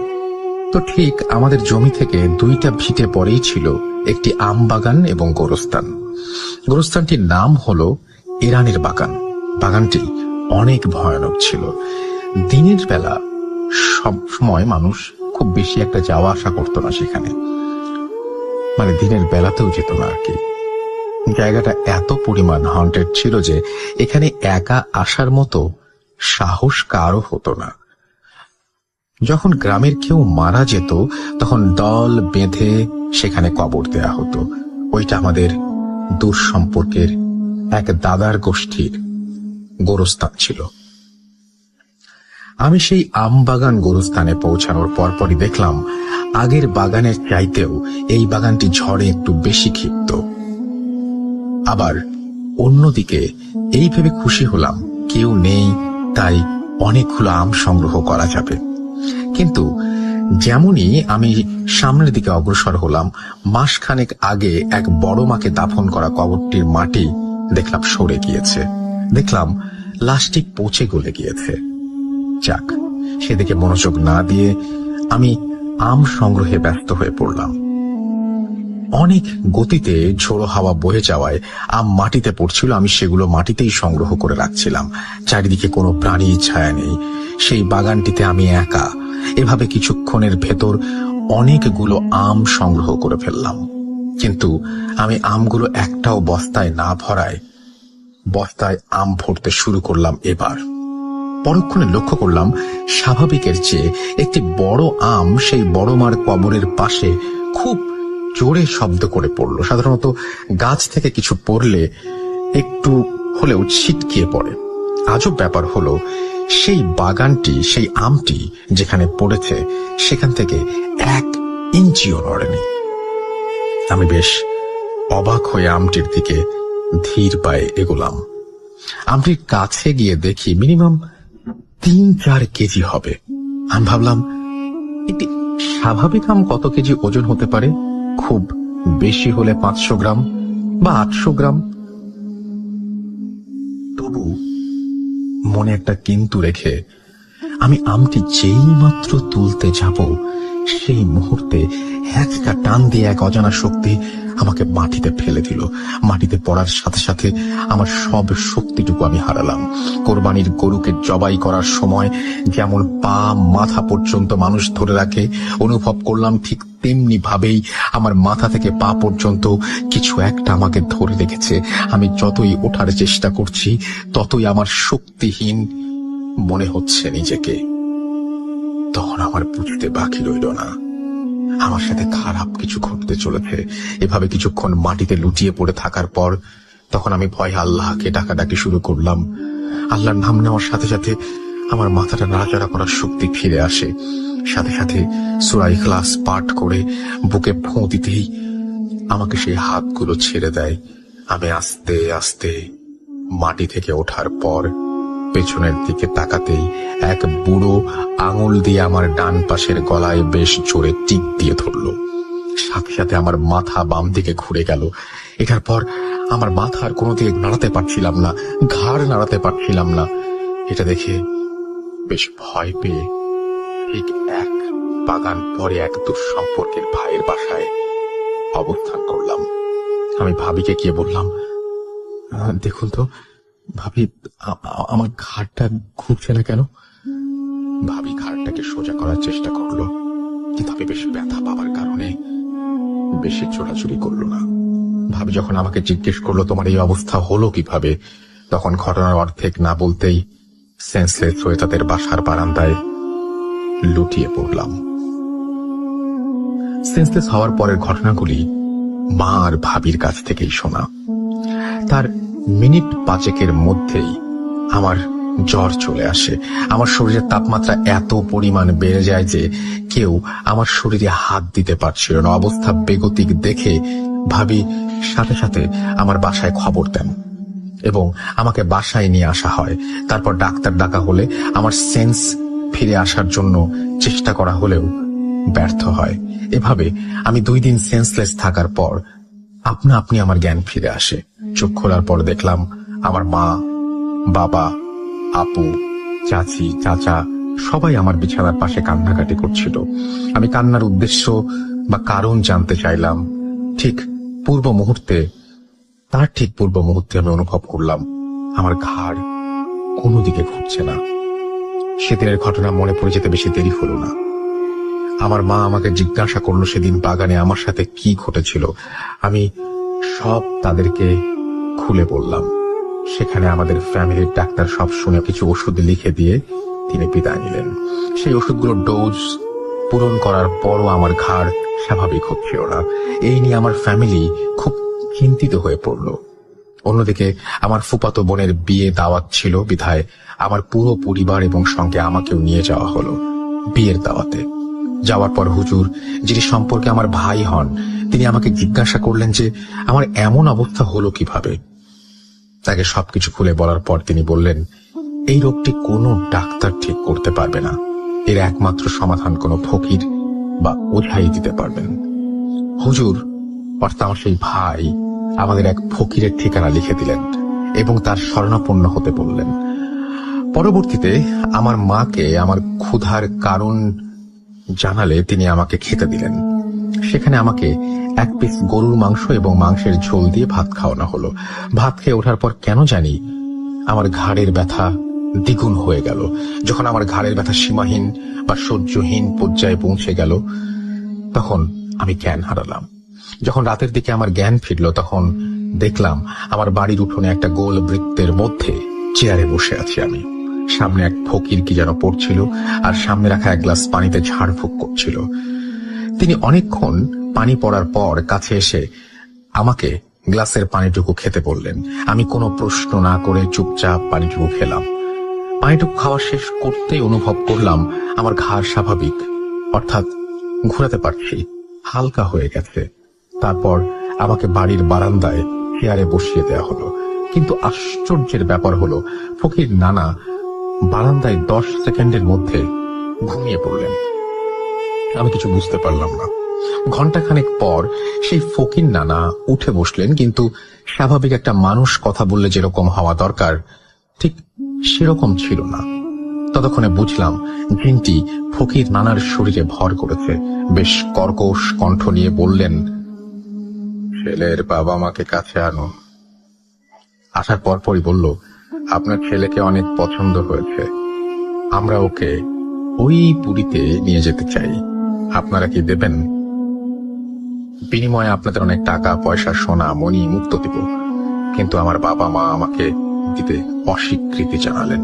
তবু এভাবে 3 বার প্রশ্ন করা হলো, বলল যে না। তারপর ফকির নানা তার ভেতর থেকে বলে উঠলেন, তোর পরিচয়, কেন এই ছেলের উপর ভর করেছিস সব বল। জিনটি বলল তার নাম হাকমত। সে তার পরিবার নিয়ে ওই গোরস্থান কবরেই বসবাস করে। সপ্তাহখানেক আগে তার গাছে হাসুয়া দিয়ে ছেলেটি বেশ কয়েকটা কোপ মারে, যা সেই কোপের মাঝে একটা কোপ তার মেয়ের পায়ে লাগে। কিন্তু কোপ লেগে আঘাত লাগার পরেও সে তার পরিবারকে জানায়নি, কারণ ছেলেটাকে তার খুব পছন্দ হয়ে গিয়েছিল। তারপর 2-3 দিন পরে ছেলেটার পরিচয় আমার মেয়ে এনে দেয়। ছেলেটি বাগানে রেগুলার ঘুরতে আসলেও তাকে কখনো একা পায়নি, কিন্তু ঝড়ের রাতে একা পেয়ে আমাদের জগতে নিয়ে আসার ক্রিয়াকলাপ করছিলাম। তখন সে সময়ে আমি আল্লাহর নাম জপ করছিলাম এবং সূরা ইখলাস পড়ে পুরো শরীরে ফু দিয়ে শরীরটি ছাড়িয়ে নেয় ছেলেটি। যেহেতু সপরিবারে ছিলাম আল্লাহ ভীরু, ছেলেটি আল্লাহর কাছে বিচার দেওয়ায় তার ঘাড় মোটকে তার ওপর ভর করি। তাই আপনাদের কাছে একটাই চাওয়া, এই ছেলেকে আমরা নিয়ে যেতে চাই। সবকিছু শোনার পর ফকির নানাও আমাকে দিতে অস্বীকৃতি জানায়। তারপর বলা হয়, তুই অন্য কিভাবে এই ছেলেকে ছাড়বি। সেও আমাকে ছেড়ে দিতে অস্বীকৃতি জানায়। জিনটি বেশ কিছু শর্ত দেয়, ছেলের সাথে আমি সবসময় থাকবো, কিন্তু ক্ষতি করব না। মাসে একবার স্বপ্নে আসবো। তাকে আমি টাকা ধন দৌলতের লোভ দেখিয়ে যদি নিয়ে যেতে পারি, তাহলে আপনারা কেউ বাধা দিতে পারবেন না। শর্তগুলো মানার মতো হলেও ফকির নানার শরীর থেকে জিনটি চলে যায় এবং ফকির নানা আবার মাটিতে লুটিয়ে পড়েন। এইবার ফকির নানার 10 মিনিটে জ্ঞান ফিরল। তারপরে উঠে আমার হাতে এবং কোমরে 2টি তাবিজ বেঁধে দিলেন। তারপর থেকে প্রত্যেক মাসেই আমার স্বপ্নে হাকমত আসে, এসে টাকা সোনার লোভ দেখিয়ে তার সাথে যাওয়ার প্রস্তাব রাখে। আকমতের এই স্বপ্নে আসা 7 বছর হলে নিরবিচ্ছিন্নভাবে এটা চলছে। আল্লাহর রহমতে আজ পর্যন্ত তার লোভে আমাকে ফেলতে পারেনি। সবাই দোয়া করবেন যেন সে আমাকে তার ফাঁদে কখনো ফেলতে না পারে। ফকির নানা এটা সমাধান রূপে বিয়ে করার পরামর্শ দিয়েছেন। এই ছিল ঘটনা। আমার কাছে আমাদের পরিবারের সাথে ঘটে যাওয়া আরো ভয়ঙ্কর ঘটনা রয়েছে, সময় পেলে লিখে পাঠাবো। তো এই ছিল ঘটনা, এবং আপনি ভেবে দেখুন যে কি চমৎকার একটা ঘটনা, কি চমৎকার ভাবে তিনি লিখেছেন। And thank you very much আপনাকে। আপনি পুঠিয়া রাজশাহী জেলা অর্থাৎ আমের শহরের মানুষ আপনি, এবং আম নিয়ে এই ঘটনাটা লিখেছেন। এবং আপনার ঠিকানাও যে জায়গাটা, সেটা হচ্ছে আমগাছি রোড, তারাস, বানেশ্বর, পুঠিয়া রাজশাহী। চমৎকার, অনেক অনেক ধন্যবাদ আপনাকে। আপনার পরবর্তী ঘটনার প্রত্যাশায় রইলাম। আমরা চলে যাব আমাদের পরবর্তী ঘটনায়। ডিয়ার লিসেনার, আজকের এই ইমেল এপিসোডটি এতদূর পর্যন্তই। আমি আপনাদেরকে পূর্বেই বলেছি যে আমাদের এই চ্যানেলের মাধ্যমে কিছু শত্রু ঢুকে যায় এবং শত্রুতা মুখ ওরে আমাদের সাথে একটা প্রবলেম সৃষ্টি করে। সেই প্রবলেমটা সলভ করেছে আলহামদুলিল্লাহ। এখন আবার নতুন করে ভিডিও দেওয়া শুরু করেছি। আপনারা যারা আমাদের এই চ্যানেলটিকে আগে থেকে চেনেন তাদেরকে তো অসংখ্য ধন্যবাদ। আর যারা নতুন এসেছেন আমাদের চ্যানেলের ভিতরে, তারা আমাদের এই চ্যানেলটিকে অবশ্যই সাবস্ক্রাইব করবেন এবং নতুন নতুন ঘটনা পাওয়ার জন্য বেল আইকনটি অল করে দেবেন। আপনারা জানেন আগের মতোই আমরা কিন্তু নতুন নতুন ঘটনাগুলো আবার বাছাই করে আপনাদের সামনে তুলে ধরি, এবং ভূত.com এর পাশাপাশি মাঝখানে যে 5টা দিন থাকে, এই 5 দিনে আমরা ভূত এফএম তুলে ধরার চেষ্টা করি। এটা আপনারা জানেন মাহমুদ সাহেব, আমি নিজেও কিন্তু আরজে রাসেল ভাইয়ের ভূত.com এ গিয়ে ঘটনা বলেছি এবং বলি। তো সেখান থেকে আমি আরজে রাসেল ভাইয়ার ঘটনাগুলো অথেন্টিকভাবে অরিজিনালি আপনারা শুনতে চাইলে আমাদের এই চ্যানেলটিকে অবশ্যই সাবস্ক্রাইব করতে হবে।